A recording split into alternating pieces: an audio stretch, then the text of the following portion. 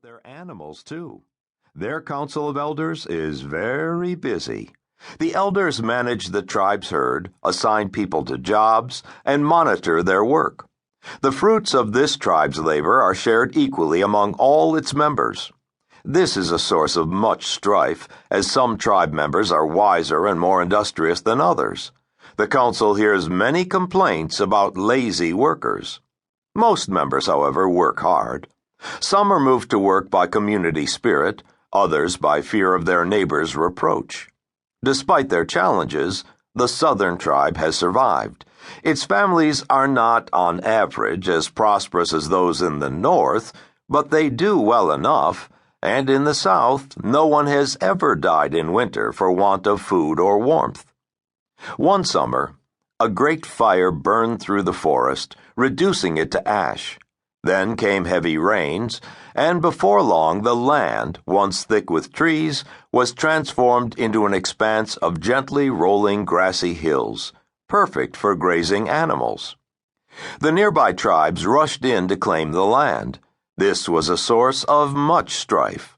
The southern tribe proclaimed that the new pastures belonged to all people and must be worked in common. They formed a new council to manage the new pastures and invited the other tribes to send representatives. The northern herders scoffed at this suggestion. While the southerners were making their big plans, northern families built houses and stone walls and set their animals to graze. Many easterners and westerners did the same, though with less vigor. Some families sent representatives to the new council. The four tribes fought bitterly, and many lives, both human and animal, were lost.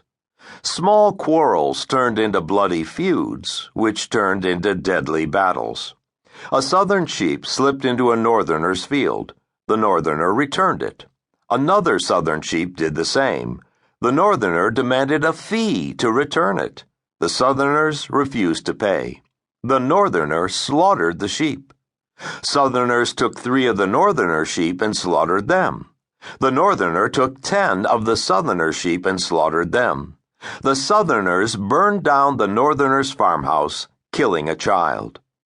10 northern families marched on the southerners' meeting house and set it ablaze, killing dozens of southerners, including many children.